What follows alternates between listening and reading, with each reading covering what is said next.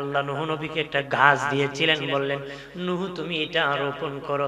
নূহ নবী ঘাসটা রোপণ করেছিলেন। ওই ঘাস 950 বছর বয়স যখন হয়েছে, আল্লাহ বলেন নূহ ওই গাছটা তুমি কাটো, তক্তা বানাও।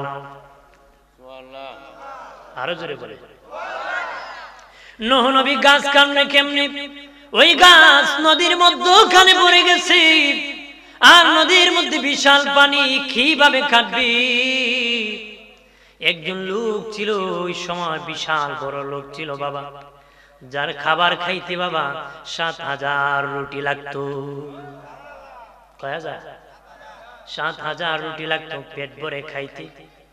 নূহ নবী তাকে ডাকলেন যে তুমি আমাকে এই গাছটা কেটে দিতে হবে। সে কয় দুইটা শর্ত যদি পালন করতে পারেন নূহ, আমি তোমার শর্ত পূরণ করে দিব। এক নম্বর, জীবনে কোনোদিন মাথা ভিজাইয়া গোসল করতে পারে নাই, কারণ সমুদ্র আমার হাঁটু পর্যন্ত পানি হয়। সমুদ্র আমার হাঁটু পানি হয়, জন্য মাথা নিজ করে ভিজে গোসল করতে পারে নাই। গোসলের ব্যবস্থা করতে হবে। আর জীবনে কোনোদিন পেট ভরে খেতে পারি না। নূহ নবী বলেন ঠিক আছে, আমি তোমার দুইটা শর্ত পূরণ করব, তুমি আমার গাছটা কেটে দাও। ওই লোক নেমেছে, হাঁটু পানি হয়েছে, মুলার মতন বাবা গাছটা উঠে দিয়েছে। গাছটা থিরানো হয়েছে। 2,24,000 তক্তা হয়েছে গাছের মধ্যে। 2,24,000 তক্তা হয়েছে। আল্লাহকে এক একটা তক্তার মধ্যে এক একজন নবীর নাম লেখো। এক একটা তক্তার মধ্যে এক একজন নবীর নাম লেখো। এক একজন নবীর নাম লেখা হলো। আর এটা বাকি রইল যে দুইটা শর্ত, খাবার খাওয়াবেন পেট ভরে, গোসল করাবেন বাবা একদম ভিজায় তার মাথা নত করে। নূহ নবী ওই লোককে হুকুম করলেন, সমুদ্রের মধ্যে নামায় বললেন নদী ধামিয়া যাও মাটি। এমনি নিচের দিকে সে দাওয়া শুরু করলো বাবা, মাথা ভিজাইয়া সমুদ্রের মধ্যে গোসল করলো। এরপরে আসার পর নবী 3টা রুটি দিলেন, মেজাজ গরম, 7000 রুটি লাগে, 3টা রুটি দিছে নবী। কাম কি করলেন? শর্ত তো মানলেন না। নবী বললেন বিসমিল্লাহ বলে খাওয়া শুরু করলো। একটা খাইলো, বাকি আর অর্ধেক খেয়ে নবী আর খেতে পারবো না, পেট ভরে গেছে। এখন তো আউযুবিল্লাহ নাই, বিসমিল্লাহ নাই, খাওয়া শুরু হয়েছে। কথা না, খাবার খার বকে লবণটি দিলে না, প্রশংসা করতে রাজি আউযুবিল্লাহ নাই, গালাগালি দেশ। প্রাণের দুস্থ বুজুর্গরা খেয়াল করেন ভালো করিয়া। এইদিকে বাবা নূহ নবী নৌকা বানাইতেছেন, নৌকা সফিনা কিস্তি বানাইতেছেন। বেঈমানেরা বলে নূহ কেন নৌকা বানাও? নূহ নবী কয় প্লাবন হবে, বন্যা হবে।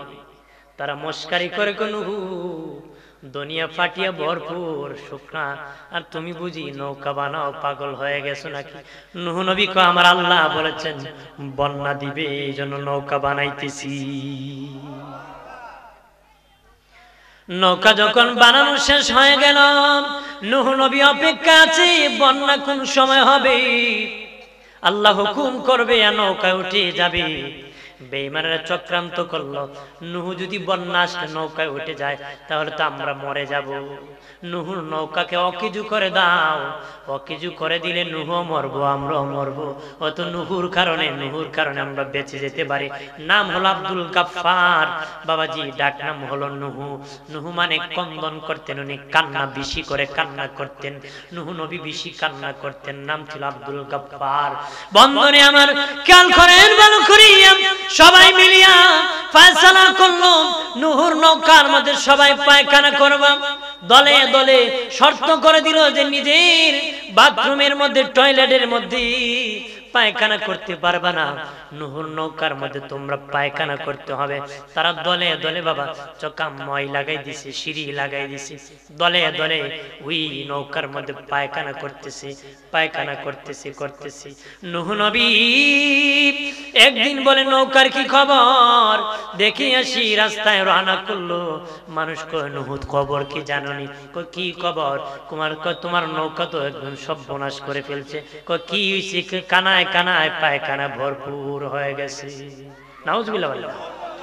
নূহ নবী বলে আল্লাহ ও মালিক, আমার নৌকা যদি এইভাবে ভরে যায়, যদি বন্যা এসে যায়, পানি এসে যায়, আমি কিভাবে পার পাবো?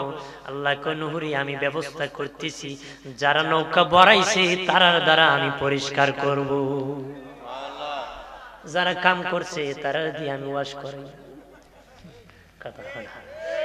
ওই সময় একজন নারী ছিল এই যুগে বাবা, কুষ্ঠ রোগী। ওই নারীকে মানুষ দেখতে পারতো না, তার বাড়ি থেকে মানুষ বের করে দিছে, গ্রাম থেকে বের করে দিছে, ঝোপলার মধ্যে নারী বাস করে। একদিন ওই নারীর মনে ভাব উঠলো, একটু মনে আশা জাগলো, নূহর নৌকা একটু পায়খানা করব। সবাই করে, আমি একটু কাতারে দাঁড়ায় সামিল হই। ওই কুষ্ঠরোগী নারী নূহ আলাইহিস সালামের নৌকার মধ্যে পায়খানা করার জন্য উঠেছে। দুর্বল তো, অসুস্থ বাবা। নৌকার কিনারে যখন বসছি, আপুত উপুত কে নৌকার মধ্যখানে পড়ে গেছে, পায়খানার মধ্যে গড়াগড়ি শুরু করছে। গড়াগড়ি করতে করতে নৌকার কিনারে ধরে আস্তে আস্তে নৌকার উপরে উঠে গেছে।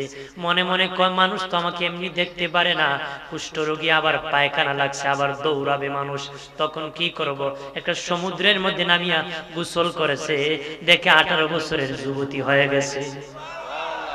দুনিয়ার মানুষ লাভের পাগল, লাভ যেখানে মানুষ সেখানে যায়। বাবাজি বলেন, আপনারা যে বসছেন সেখানে লাভ হবে না লস হবে? যারা বাসা বাড়িতে ঘুমিয়ে আছে তারাও লাভে আছে, তবে বাবা এটা তুচ্ছ লাভ।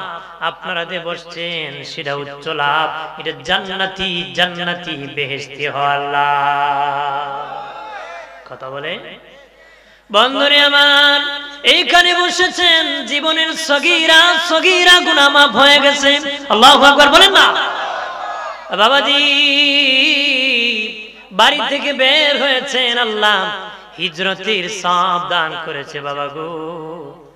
বাড়ি যাওয়ার আগে যদি মরে যাও, শাহাদাতের মর্যাদা দান করা হবে, শাহাদাতের মর্যাদা দেওয়া হবে, হিজরতের সওয়াব দেওয়া হবে। জীবনের সগীরা গুনাহ মাফ হয়ে গেছে, তওবা করলে সব গুনাহ মাফ হয়ে যাবে। সুবহানাল্লাহ বলেন না। আমরা হলাম উম্মতে মুহাম্মদী। আমার আল্লাহ বিনা দরখাস্তে আমাদেরকে বানাইছে বাবা। কেউ খ্রিস্টানের ঘরে জন্মগ্রহণ করে, কেউ হিন্দুর ঘরে জন্মগ্রহণ করে, কেউ বৌদ্ধর ঘরে জন্মগ্রহণ করে। এক একজন এক এক ধর্মের ব্যক্তি ঘর থেকে জন্মগ্রহণ করে। আমার আল্লাহ এত দয়া করেছে, মুসলিম পরিবারে আমাদেরকে পাঠাইছে। শুধু মুসলিম পরিবারে পাঠায় না, আল্লাহ উম্মতে মুহাম্মদী দয়া করে বানাইছে। বড় দয়া, আল্লাহর খাস দয়া, মায়া করছে। মারহাবা বলেন। যত নবী এসেছিলেন সব নবীরা ইসলামের দাওয়াত দিয়েছেন। আদম নবীও ইসলামের দাওয়াত দিয়েছেন, শীষ নবী ইসলামের দাওয়াত দিয়েছেন, মুসা নবীও ইসলামের দাওয়াত দিয়েছেন, ইব্রাহিম নবীও ইসলাম ধর্মের দাওয়াত দিয়েছেন। এনেকে বলেন ওই নবী ওই ধর্মের দাওয়াত দিয়েছে, অমুক নবী তমুক ধর্মের দাওয়াত দিয়েছে। ভুল কথা, সব নবী ইসলাম ধর্মের দাওয়াত দিয়েছে। সব নবী কি ইসলাম ধর্মের দাওয়াত দিয়েছে। পরে উম্মতরা বিদ্রোহী হয়ে ধর্মের আবির্ভাব ঘটাইছে, প্রভ্রষ্ট জাহান্নামী হয়ে গেছে, কিন্তু সব নবীরাই ইসলাম ধর্মের দাওয়াত দিয়েছে। সুবহানাল্লাহ বলেন না। দুনিয়ার যত নবী আল্লাহ পাঠাইছেন সব নবীরা উম্মতের হাতে নির্যাতিত হয়েছেন। দুইজন নবী ছাড়া বাকি সব নবীরা উম্মতের কাছে মার খেতে হয়েছে, আঘাত খেতে হয়েছে। বাবাজি কেউ আবার উম্মতের কাছে ইন্তেকাল হইতে হয়েছে, শহীদ হইতে হয়েছে। কেউ আবার দুই পিঠ আলাদা করে দেওয়া হয়েছে, মাথায় করাত লাগানো হয়েছে। জাকারিয়া নবীকে গাছের ভিতর ঢুকে গিয়েছিলেন বাবা, ওনার উপর জিনাত তহমত দিয়েছিল বেঈমানেরা। উনি যখন ভয় পেয়ে দৌড়াতে শুরু করলেন, বুড়া মানুষ গাছকে বলেন গাছ একটু জায়গা করে দাও। গাছ পেটে গেল, উনি গাছের ভিতর ঢুকে গেলেন।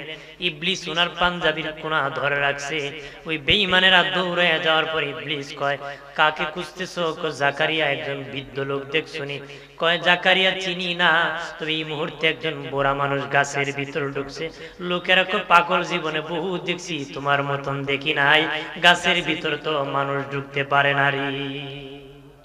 কি ঢুকতে পারে না? এ কয় ঢুকছে তো ওই থেকে পাঞ্জাবির কোনা এ ধরে রাখছে, শয়তান তো ধরে রাখছে। এমনি প্রাণের বাবাজি গাছের মাথা কাটিয়া মাথা থেকে করাত শুরু করছে। করাত যখন আসতে আসতে মাথার কাছে চলে আসছে, জাকারিয়া নবী কয় আল্লাহ, চিৎকার দিয়া বলেন আল্লাহ, আর জবান খুলে বলেন আল্লাহ, আর আওয়াজ করে বলেন ইয়া রাসূলুল্লাহ। ডেকে বলে মালিক, ও মালিক আল্লাহ, এখন তো আমার মাথার কাছে করাত চলে আসছে। আল্লাহ কয় জাকারিয়া, তুমি কেন গাছের কাছে আশ্রয় চাইলারি? তুমি যদি দৌড়াইতে থাকতে কিয়ামত পর্যন্ত দৌড়াতে, ইহুদিরা তোমাকে লাগাল পেত না, আমি আল্লাহর কুদরতি পা তোর পার সাথে লাগায় দিতাম।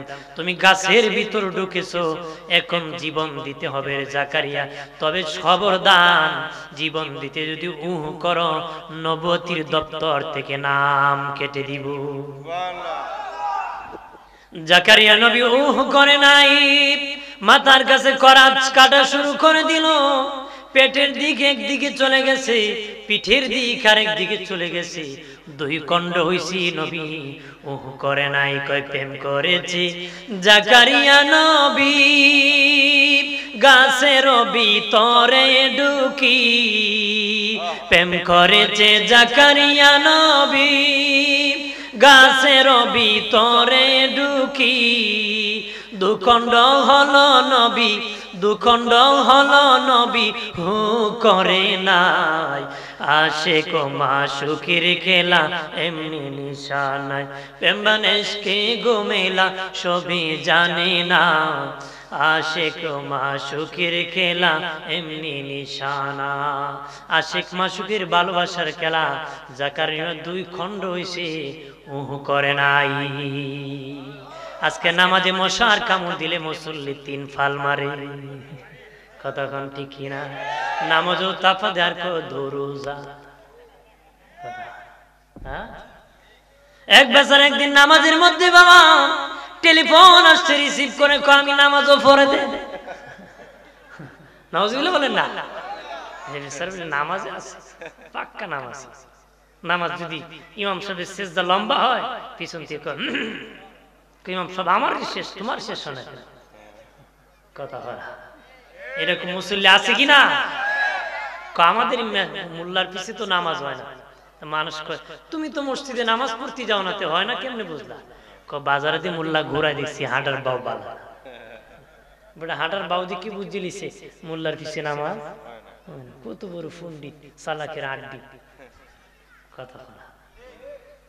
বন্ধুরে আমার, সব নবীরা মার খেয়েছেন, 2 জন নবী ছাড়া বাবা একজন নবী আদম নবী। আদম নবী মার কেন নাই, আঘাত কান নাই, কারণ সব ওনার সন্তান। ওনাকে কে মারবে? আরেকজন নবী সুলাইমান, উনি বাদশা ছিলেন, বাবা রাজা ছিলেন, এই জন্য বাদশাকে তো আঘাত করা যায় না, উনি উম্মতের কাছে মার কান নাই। এই 2 জন নবী ছাড়া বাকি সব নবীরা উম্মতের কাছে মার খেতে হয়েছে, আঘাত খেতে হয়েছে। বাবা বৎসরের পর বৎসর দাওয়াত দিয়েছেন, কালেমা পড়ে মুসলিম হয় নাই। কারো 2 জন হয়েছে, কারো 10 জন, 40 জন, এর বেশি মুসলিম হয় নাই। হয় নাকি? সবচেয়ে বেশি উম্মত হলো হযরত মুসা আলাইহিস সালামের, আমাদের নবী বাদে, অর্থাৎ অন্য নবীদের মধ্যে মুসা নবীর 6 লক্ষ। কত উম্মত বন্ধুরে আমার, ও বাবাজি খেয়াল করেন ভালো করিয়া, খেয়াল করেন ভালো করে। আল্লাহ কইয়া আইয়ুহাল্লাযীনা আমানুত্তাকুল্লাহ, আল্লাহ কই ইমানদারেরা আল্লাহকে ভয় করো, ভয় করার মতন ভয় করো, ভয় করার মতন ভয় করো। কার মতন ভয় করো? যারা ওলি আল্লাহ হয়েছে, যারা সাহাবীদের মতন তোমরা ভয় করো।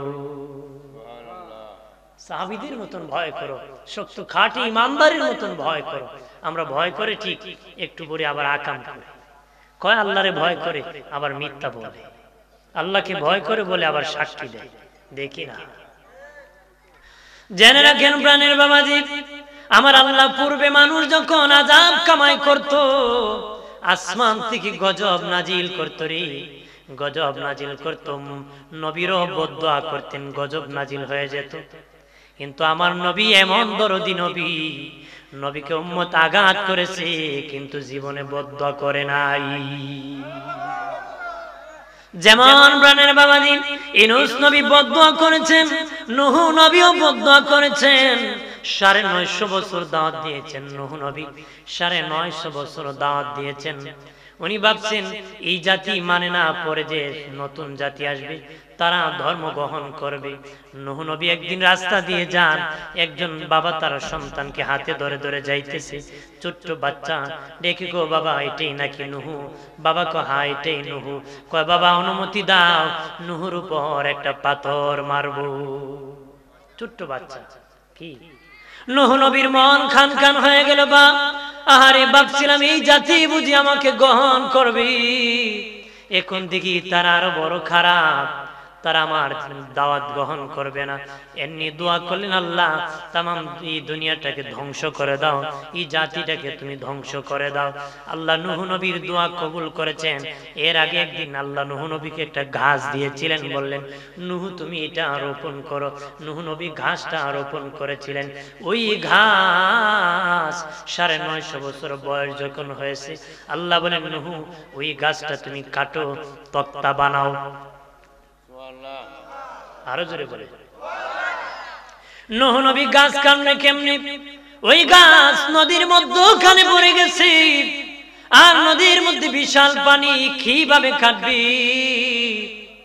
একজন লোক ছিল ওই সময়, বিশাল বড় লোক ছিল বাবা, যার খাবার খাইতে বাবা ৭,০০০ রুটি লাগতো। কয় হাজার? ৭,০০০ রুটি লাগতো পেট ভরে খাইতে। নূহ নবী তাকে ডাকলেন যে তুমি আমাকে এই গাছটা কেটে দিতে হবে। সে কয় দুইটা শর্ত যদি পালন করতে পারেন নূহ, আমি তোমার শর্ত পূরণ করে দেব। এক নম্বর, জীবনে কোনোদিন মাথা ভিজাইয়া গোসল করতে পারে নাই, কারণ সমুদ্র আমার হাঁটু পর্যন্ত পানি হয়। সমুদ্র আমার হাঁটু পানি হয়, জন্য মাথা নিজ করে ভিজে গোসল করতে পারে নাই। গোসলের ব্যবস্থা করতে হবে। আর জীবনে কোনোদিন পেট ভরে খেতে পারি না।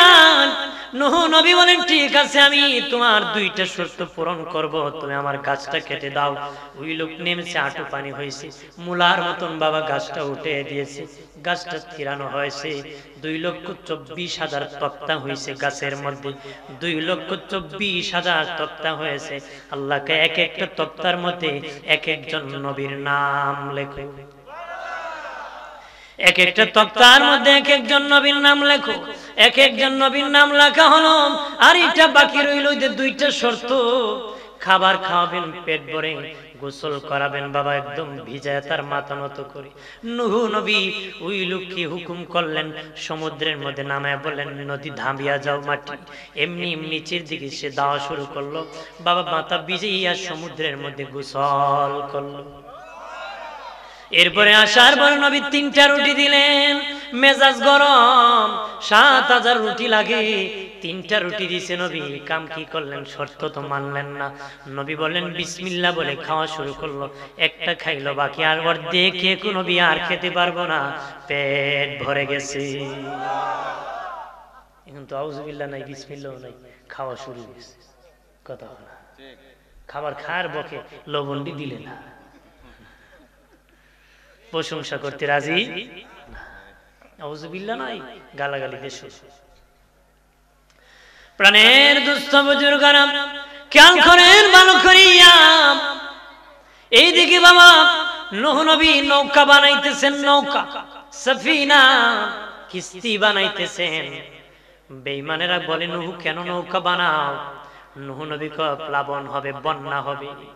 তারা মস্কারি করে নূহ দুনিয়া ফাটিয়া ভরপুর শুকনা, আর তুমি বুঝি নৌকা বানাও, পাগল হয়ে গেছো নাকি?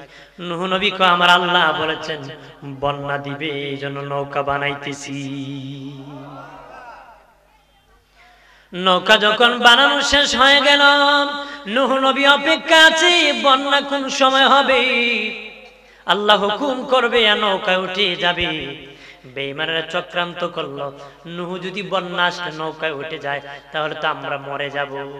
নূহর নৌকাকে অকেজু করে দাও, অকেজু করে দিলে নূহ মরবো, আমরাও মরবো। অত নূহুর কারণে আমরা বেঁচে যেতে পারি। নাম হলো আব্দুল গাফফার বাবাজি, ডাক নাম হলো নূহ। নূহ মানে কন্দন করতেন, উনি কান্না বেশি করে কান্না করতেন। নূহ নবী বেশি কান্না করতেন, নাম ছিল আব্দুল গাফফার। বন্ধনে আমার খেয়াল করেন ভালো করিয়া, সবাই মিলিয়া ফয়সালা করলো নূহর নৌকার মধ্যে সবাই পায়খানা করবা। দলে দলে শর্ত করে দিল যে নিজের বাথরুমের মধ্যে, টয়লেটের মধ্যে পায়খানা করতে পারবা না, নূহর নৌকার মধ্যে তোমরা পায়খানা করতে হবে। তারা দলে দলে বাবা চকা মই লাগাই দিছে, সিঁড়ি লাগাই দিছে, দলে দলে ওই নৌকার মধ্যে পায়খানা করতেছে, পায়খানা করতেছে। নূহ নবী একদিন বলে নৌকার কি খবর দেখি আসি, রাস্তায় রওনা করলো। মানুষ কয় নূহ খবর কি জানোনি? কয় কি খবর?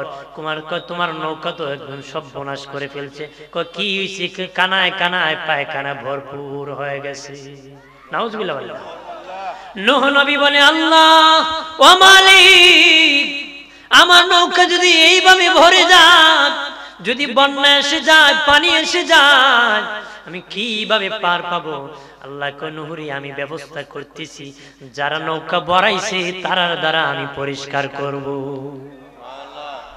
যারা কাম করছে তারা দিয়ে আমি ওয়াশ করব। ওই সময় একজন নারী ছিল এই যুগে বাবা, কুষ্ঠ রোগী। ওই নারীকে মানুষ দেখতে পারতো না, তার বাড়ি থেকে মানুষ বের করে দিছে, গ্রাম থেকে বের করে দিছে। ঝুপলার মধ্যে নারী বাস করে। একদিন ওই নারীর মনে ভাব উঠলো, একটু মনে আশা জাগলো, নূহর নৌকা একটু পায়খানা করব। সবাই করে আমি একটু কাতারে দাঁড়ায় সামিল হই। ওই কুষ্ঠরোগী নারী নূহ আলাইহিস সালামের নৌকার মধ্যে পায়খানা করার জন্য উঠেছে। দুর্বল তো অসুস্থ বাবা, নৌকার কিনারে যখন বসছি আপুত উপুত খেয়ে নৌকার মধ্যখানে পড়ে গেছে, পায়খানার মধ্যে গড়াগড়ি শুরু করছে। গড়াগড়ি করতে করতে নৌকার কিনারে ধরে আস্তে আস্তে নৌকার উপরে উঠে গেছে। মনে মনে কয় মানুষ তো আমাকে এমনি দেখতে পারে না, কুষ্ঠরোগী আবার পায়খানা লাগছে, আবার দৌড়াবে মানুষ, তখন কি করব? একটা সমুদ্রের মধ্যে নামিয়া গোসল করেছে, দেখে 18 বছরের যুবতী হয়ে গেছে। আমার প্রাণের বাবা জিরানে খেয়াল করেন ভালো করে, ওই নারী যখন সুন্দর হয়ে গেল গো, ওই নারী বাসা বাবা গ্রামের মধ্যে ফিরে গেল। মানুষ কয় কেমনে তুমি এমন সুন্দর হলা? কয় মারাত্মক মেডিসিন লাগছে, ওই মেডিসিনের দ্বারা আমি ভালো হয়ে গেছি। কয় বিশ্বাস করবানি, কই মেডিসিন হলো নূহর নৌকার পায়খানা। নূহর নৌকার কি? তখন মানুষ বলে এটা যদি এত বড় মেডিসিন হয় আমরাও যাব বাবা। তখন আরো কুষ্ঠরোগী যারা ছিল তারা যে ভালো হয়ে যায়, অন্ধ লোক ভালো হয়ে যায়, অসুস্থ লোক সুস্থ হয়ে যায়, বৃদ্ধ লোক বাবা যুবক হয়ে যায়। দলে দলে মানুষ এইভাবে নৌকার মধ্যে যেতেছে, কেউ বোতল জাত করে রাখতেছে, মশক জাত করে বাড়িতে নিতেছে। কয় মারাত্মক মেডিসিন, রোগ হলে হলে লাগাবো আর লাগাবো আর কমাবো আর বসাবো। কালো মানুষ সাদা হয়ে যেতেছে। এইভাবে বাবা মেডিসিন নিতে নিতে গো নৌকা একদম পরিষ্কার করে ফেলছি। শেষে মানুষ নৌকা ধুয়ে ধুয়ে পরিষ্কার করে পানি ভরে ভরে নিচ্ছে। নারে তাকবীর, নারে রিসালাত।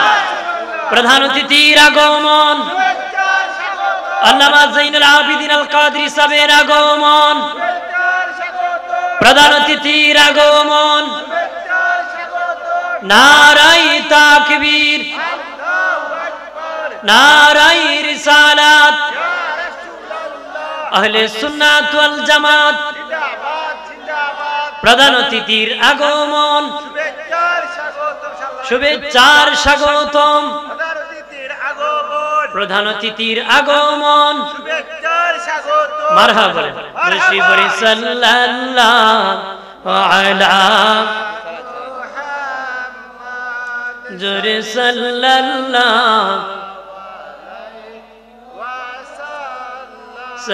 সাল্লাল্লাহু আলা মুহাম্মদ সাল্লাল্লাহু। চাচা হয়ে আবু লাহাব নবীর কালেমা পড়ে নাই, দুজাহানের বাদশা নবী আবু জাহেল মানে নাই। সাল্লাল্লাহু জোরে সাল্লাল্লাহু সাল্লাল্লাহু আলা মুহাম্মাদ সাল্লাল্লাহু। আমার প্রাণের বাবাজি, এইভাবে নৌকা যখন পরিষ্কার করে ফেললো তারা নিজ হাতে একদম পানি দিয়ে ধুয়ে মুছে পরিষ্কার করলো। নূহ নবী আবার রওনা করলো, দেখি আমার নৌকার খবর কি। যায় দেখে একদম পরিষ্কার হয়ে গেছে।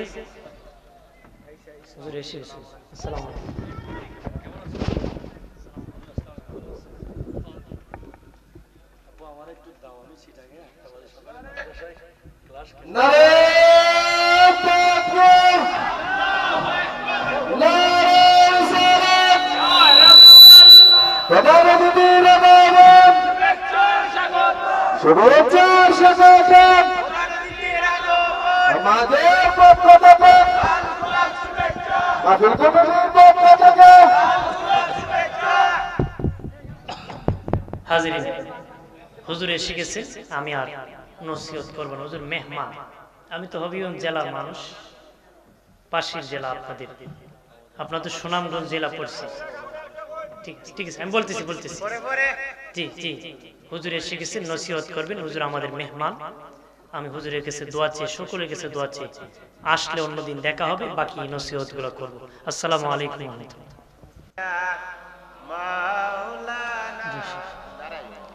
কিসের বড়াই খরার মন মাটির দেহ লইয়া, কখন জানি চলে যাবে প্রাণ পাখি তোর উড়িয়া। আল্লাহ, এদিকে আসেন না, এদিকে খালি কোনাকুনি লইছে, দেখি নদীর বাইলে লাগছে না।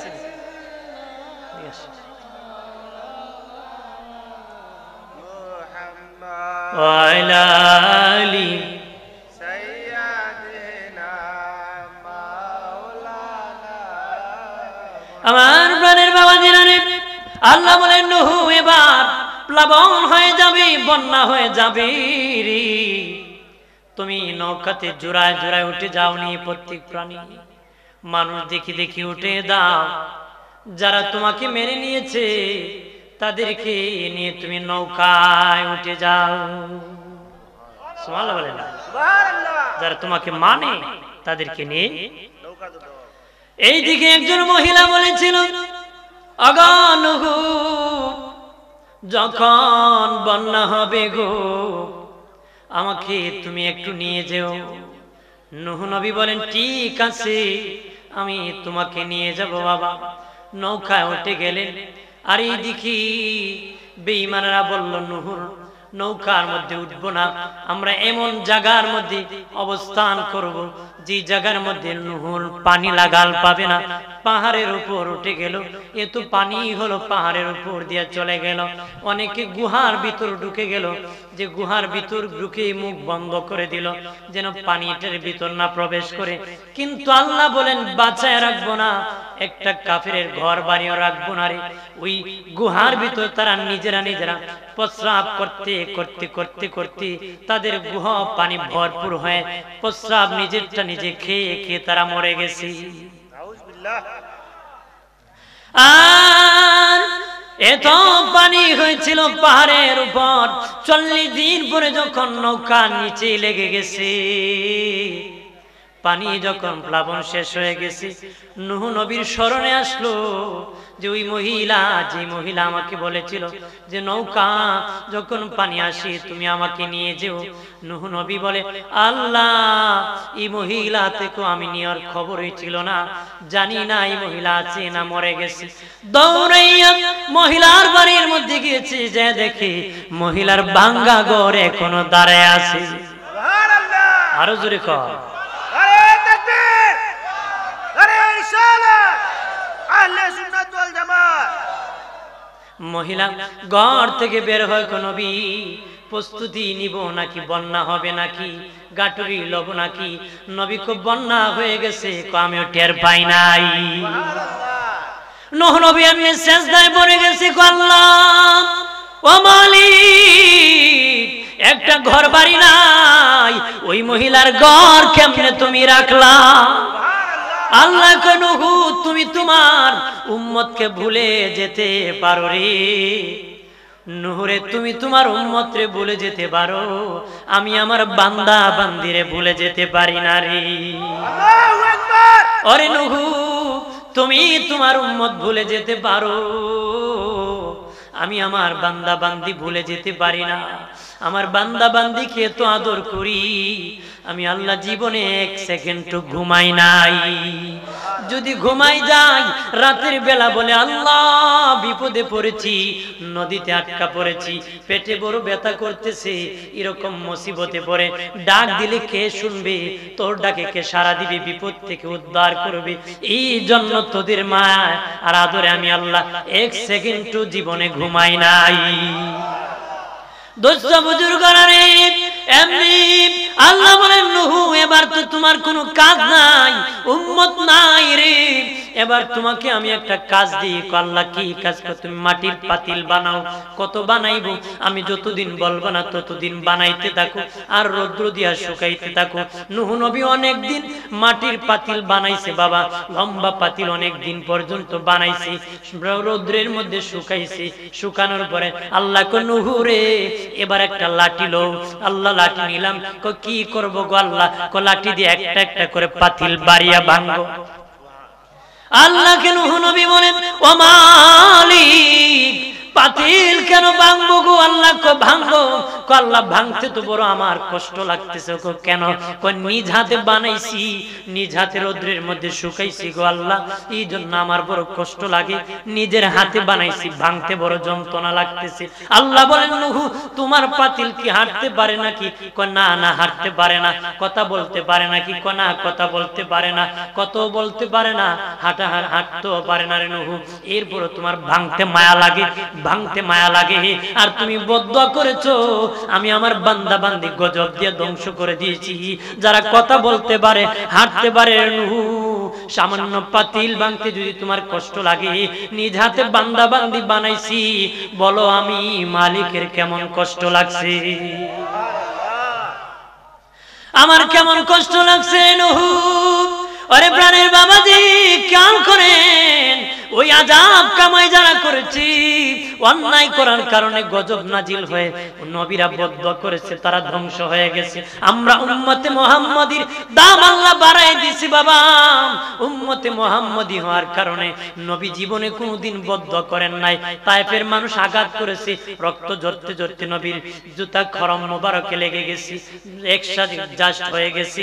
জিবরিল আসিয়া কো নবী অনুমতি দিন পাকা দিয়ে তায়েফকে 70 গজ নিচে দাবায় দিব অথবা বদদুয়া করেন না আল্লাহ গজব দিয়ে তায়েফকে ধ্বংস করে দিবে। এমনি নবীজি দুই হাত বাড়ায় করলাম তায়েফবাসী আমাকে চিনে নাই যদি চিনতো আমাকে আক্রমণ করতো না গো। আর যদি তুমি গজব দাও ধ্বংস করে দাও আমি রহমতের নবী মধুর কালেমা কার কাছে নিয়ে যাব দাওয়াত নিয়ে যাব গো আল্লাহ তুমি গজব দিও না।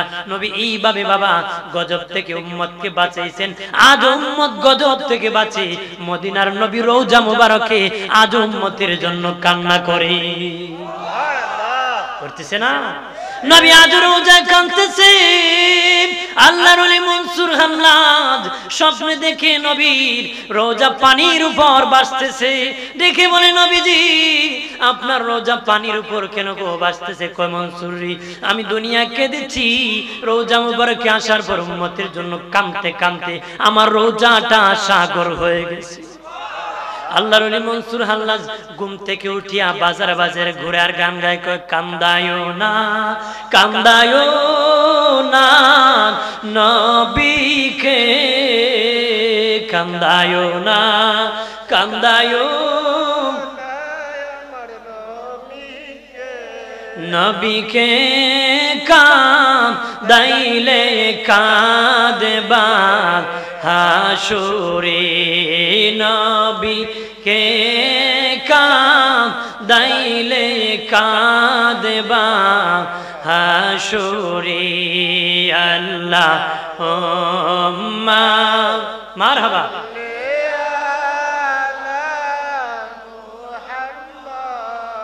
ওয়ালা আলি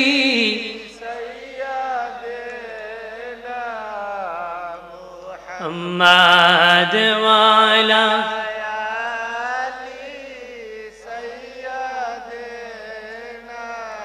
আজরাইলা শিয়া যেদিন নিবে প্রাণ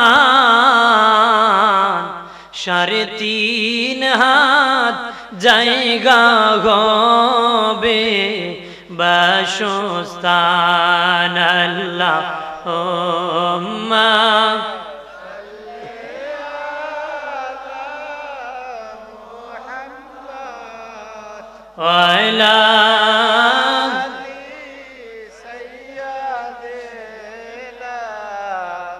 আমার বানের বাবাজিরা রে, আল্লাহ নবী নূরের নবী হায়াতুন নবী জিন্দা নবী উম্মতের জন্য কান্না করতেছেন। এখন উম্মতের জন্য যে নবী হাসরের মাঠে উঠেও সিজদায় পড়ে কান্না করবেন, উম্মতের প্রতি নবীর দরদ কেমন এটা বোঝানোর জন্য আগে আমি নূহ নবীর কথা বলেছি বাবা। আর আমাদের নবীর এমন দরদ যে নবী বিদায়ের পরও উম্মতকে ভুলে নাই। হাসরের ময়দান যেদিন কায়েম হয়ে যাবে সেই দিনও নবী উম্মতকে ভুলবেন না রে বাবাজি। ইসরাফিল বাঁশি বাজাবে না, দ্বিতীয় ফু দিবে না। আল্লাহ বলবেন কেন দিবা না? কয় আওয়াজ বিকট শব্দ হবে, নবী আওয়াজ শুনলে বিরক্ত হতে পারেন, রাগ করতে পারেন। ওয়া মালিক, তোমার হাবিব রহমতের নবীকে আগে উঠে দাও, তারপরে আমি বাঁশি বাজায় দিব। মারহাবা বলে না। আল্লাহ বলেন জিবরিল যাও যাও 70,000 ফেরেশতা নিয়ে আমার নবীকে রওজা মুবারক থেকে উঠে মিছিল সহকারে মাকাম মাহমুদে আসন গ্রহণ করাও।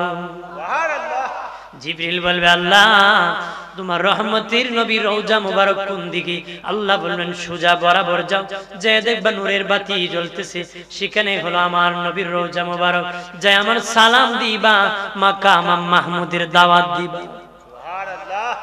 জিবরিল আমিন নবীকে সালাম দিবে, আর রওজা থেকে নবীর প্রথম নবীর রওজার মুবারকের মাটি পেটে যাবে।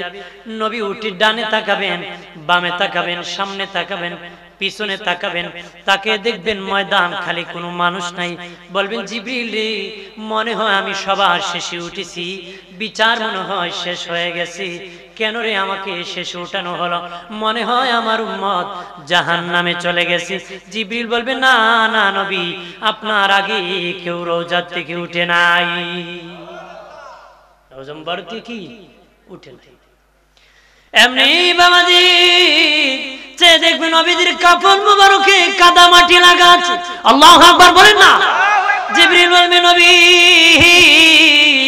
কাদা মাটি কেন কাফন মুবারকে? নবী বলেন কাঞ্চি মাটি কাদা হয়ে গেছে, ওই কাদা মাটি আমার কাফনে লেগে গেছে। জিবরিল বলবে নবী আপনার জন্য হাসরের মাঠ সাজাইছে আল্লাহ, আপনার সম্মানে আর কাদা মাটি লাগা থাকবে? এটা হতে পারে না, অনুমতি দেন আমি আপনার মাটিটা পরিষ্কার করে দিব। নবী বলবেন না না, পরিষ্কার করা যাবে না। কেন গো নবী পরিষ্কার করা যাবে না? ওই কাদা মাটি নিয়ে মালিকের আদালতে দাঁড়ায় দেখাবো উম্মতের জন্য কত কান্না করছি। আল্লাহু আকবার। দিনের নবী বাবা হাসরের মাঠে যারা যাবেন সেজদায় পড়ে চলে যাবেন, নবী সেজদায় পড়ে থাকবেন, উম্মতরা হয়রান হয়ে যাবে। আদম থেকে ঈসা পর্যন্ত হয়রান হয়ে যাবে, পেরেশান হয়ে দৌড়াতে থাকবে। দৌড়াতে থাকবে, দৌড়াতে থাকবে, আদম থেকে ঈসা পর্যন্ত পেরেশান হয়রান হয়ে যাবে বাবা। কথা এলোমেলো হইতেছে, কারণ হলো পাকে পাকে গ্যাপ পড়েছে, হয়তো ছেড়ে দিতেছিলাম। একটা ধারাবাহিক কথা বলা যায়, এলোমেলো হলে কথার পয়েন্ট কেটে যায়। আমারও পয়েন্ট কেটে গেছে বাবা বিভ্রান্তির কারণে। এত যেটুক বলি শুনে নেন ভালো করে, যত সময় পেয়ে শুনে রাখেন বাবাজি। আদম থেকে ঈসা পর্যন্ত ওই ময়দানে বলবি, আল্লাহ আমরা তো পয়গম্বর, হাসরের মাঠে রুদ্র আর শুইতে পারতেছি না, আমাদেরকে জান্নাতের টিকিট দিয়ে দাও, আমাদেরকে তো তুমি জান্নাত দিয়ে দিবা, এই ময়দানে তো কষ্ট করে আমাদের লাভ নাই। আল্লাহ এমনি বলবেন, নিয়ে যাও, তোমাদেরকে জান্নাতের টিকিট দিয়ে দিলাম। তারা জান্নাতের টিকিট নিয়ে জান্নাতের ফেরেশতাকে দিবে। ফেরেশতা বলবে, একটা সিগনেচার বাকি আছে। কার সিগনেচার বাকি আছে? আল্লাহ নিজে সিগনেচার করেছে, কয় রহমতের নবীর সিগনেচার বাকি আছে। আর জোরে বলি না। তারা বলবেন খুলম, ফেরেশতারা বলবে খুলতে পারবো না, জান্নাতের তালা তো ভিতরে মারা না, বাহির দিয়ে তালা মারা, চাবি আমাদের কাছে নাই, রহমতের নবীর কাছে চাবি আছে। জান্নাত আল্লাহ বানাইছে, চাবি নবীর হাতে দিয়ে দিয়েছে, মালিকানা আমার নবীকে দিয়েছে। মারহাবা বলেন না। মালিকানা নবীকে দিয়ে দিয়েছেন, দিনের নবীর কাছে চাবি আল্লাহ দিয়ে দিয়েছে গো। এই দেখে নবী সুপারিশ করতেছেন, সুপারিশ করতেছেন, উম্মতকে সুপারিশ করতেছেন। বাবাজি আল্লাহ মাকাম মাহমুদে বসাবেন। মাকাম মানে জায়গা, মাহমুদা মানে প্রশংসিত। তাফসীরে রুহুল মানিতে আল্লামা আলুসি বাগদাদি হানাফি রাহমাতুল্লাহ আলাইহি বলেন, মাকাম এমন একটি জায়গা যেটা হলো আমার আল্লাহর কুদরতি কুল। ছেলে যখন কাঁদে মা কোলে উঠায়, বাবা কোলে উঠায়, ভাই কোলে উঠায়, বোন কোলে উঠায়, ছোট্ট বাচ্চা যখন কান্না করে, নবী সেজদায় পড়ে যখন ক্রন্দন করবেন, আল্লাহ নিজে কুদরতি কোলে উঠে বলবেন, হাবিব সুপারিশ করেন গো, আমি আল্লাহ আপনার সুপারিশ গ্রহণ করব।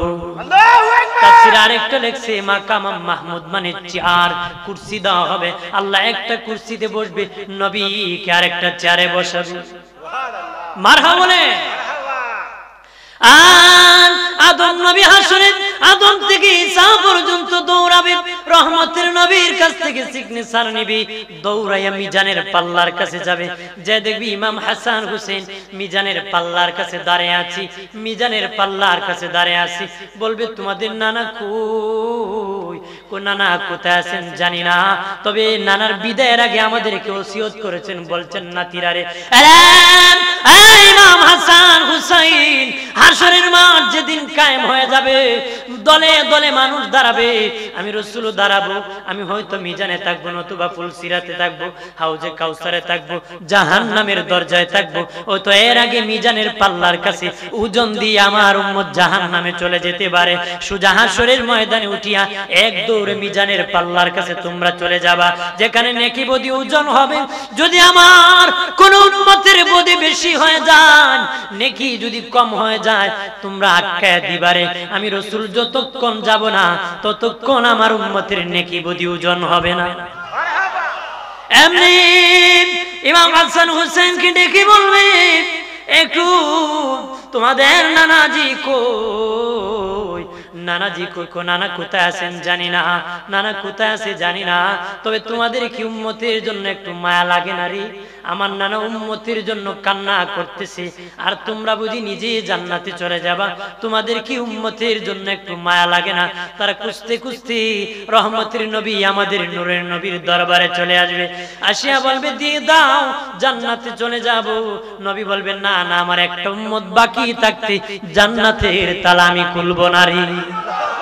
আরো জোরে বলি, আমার একটা উম্মত বাকি থাকতে জান্নাতের তালা খুলবো না। নবী সুপারিশ করবেন, আর আইনুল হায়াত কূপের মধ্যে গোসল দেওয়া হবে, আর বাবা ওয়াইটিং রুমের মধ্যে তাদেরকে রাখা হবে, জান্নাতের সামনে ওয়াইটিং রুমের মধ্যে তাদেরকে রাখা হবে, আইনুল হায়াত কূপের মধ্যে গোসল দেওয়া হবে। বাবাজি বৃদ্ধ মানুষ জোয়ান হয়ে যাবে, কালো মানুষ সুন্দর হয়ে যাবে, কানা মানুষ চোখ ফিরে আসবে, লেংরা মানুষ পা পেয়ে যাবে, জোয়ান যুবতী যুবতী জোয়ান হয়ে যাবে। ওই কূপের মধ্যে গোসল করে করে, গোসল করে করে ময়দান ওয়াইটিং রুমে বসে থাকবে নবী সুপারিশ করতে করতে খবর পাবেন জাহান্নামের ভিতর উম্মত আছে নবী যেদিন মেরাজে গিয়েছিলেন আরশে আজিমে দেখলেন ডান পাশে 312টা কুরসি আছে এক পাশে একটা কুরসি আছে আল্লাহকে বললেন আল্লাহ এক পাশে 312টা আরেক পাশে একটা কেন আল্লাহ বলবেন 12টা হলো 312 জন রাসূলের জন্য আর একা রাখছি আপনার জন্য আল্লাহ 312 জন রাসূলের কুরসি একত্রে রাখছো আমার কুরসি কেন আলাদা রাখছো আল্লাহকে 312টা রাখছি জান্নাতের উপর আপনার কুরসি রাখছি আমি জাহান্নামের উপর নবী বললেন আল্লাহ আমার কুরসি কেন জাহান্নামের উপর আল্লাহ বলেন হাবিব কোন নবী তার উম্মতকে জাহান্নাম থেকে খুঁজে জান্নাতে পৌঁছাবে না একমাত্র আপনার রাসূলুল্লাহ জাহান্নাম থেকে খুঁজে হাতে ধরে ধরে জান্নাতে পৌঁছায়া দিবি নারে তাকবীর নারে রিসালাত আহলে সুন্নাত ওয়াল জামাত নবী উম্মতের মায়া জাহান্নামে চাপ দিয়ে দিবেন আর জাহান্নাম নবীর সম্মানে জান্নাতুল ফেরদাউস হয়ে যাবে আর জোরে বলি ও মুমিন নবীর সম্মান কত জানোনি নবীর ইজ্জত সম্মান কত জানোনি নবীর জন্য ময়দান সাজাবে ময়দান সাজাবে আল্লাহ নবীর জন্য হাসরের মাঠ নবীর সম্মান প্রকাশের জন্য আর উম্মতের সম্মান আল্লাহ দেখাবে ওই ময়দানে উম্মতে মুহাম্মদের সম্মানও দেখাবে কেমনে দেখাবে জানেননি ওই নূহ নবীর উম্মতেরা বলবে আল্লাহ নূহ তো আমাদের কাছে দাওয়াত নিয়ে যায় নাই গো আল্লাহ আমাদের কাছে দাওয়াত নিয়ে যায় নাই যদি যাইতো আমরা কালেমা পড়ে মুসলিম হয়ে যেতাম আল্লাহ বলবেন নূহ রে তুমি নাকি দাওয়াত নিয়ে যাও নাই নূহ নবী বলবে আল্লাহ তুমি তো জানো আমি দাওয়াত নিয়ে গিয়েছি 950 বছর দাওয়াত দিয়েছি তুমি বন্যা দিয়েছো এখন আবার তারা বলে আমি নাকি দাওয়াত দেই নাই আল্লাহ কই নূহ ঠিক আছে আমি জানি কিন্তু সাক্ষী লাগবে ময়দানে সাক্ষী ছাড়া বিচার চলতে পারে না তোমার সাক্ষীকে নূহ নবী বলবে আল্লাহ আমার সাক্ষী হলো উম্মতে মুহাম্মদী এইখানে আপনি আমি সবাই নূহ নবীর সাক্ষী আল্লাহু আকবার বলেন না আর আল্লাহ বলবেন রে উম্মতে মুহাম্মদী তোমরা নাকি নূহুর সাক্ষী নূহ কি দাস সত্যি দিয়েছে নাকি রে উম্মতে মুহাম্মদীরা বলবে হ্যাঁ আল্লাহ নূহ নবী সত্যই দাওয়াত দিয়েছেন সত্যই তখন নূহ নবীর উম্মতেরা বলবে আল্লাহ তারা তো আমাদের যুগে ছিল না তারা আবার কেমনে সাক্ষী হয় আল্লাহ বলবেন হ্যাঁ উম্মতে মুহাম্মদী তোমরা তো আমার নূহুর যুগে ছিল না তোমরা কেমন করে সাক্ষী হবা তখন আমরা বলবো আল্লাহ তুমি মালিক কোরআনে বলে দিয়েছো তোমার হাবিব আমাদেরকে জানায় দিয়েছে তোমার কথা যদি সত্য হয় কোরআনের কথা সত্য কোরআনের কথা সত্য তোমার হাবিবের কথা সত্য তোমার হাবিবের কথা যদি সত্য হয় আমাদের সাক্ষী হবে সত্য আল্লাহকে আমি সব সত্য বলেছি আমার হাবিব সব সত্য বলেছে আর উম্মতে মুহাম্মদী তোদের সাক্ষীও সত্য নূহ দাওয়াত দিয়েছে সত্য একটু চিল্লায়া জবান খুলে বলি আল্লাহু আকবার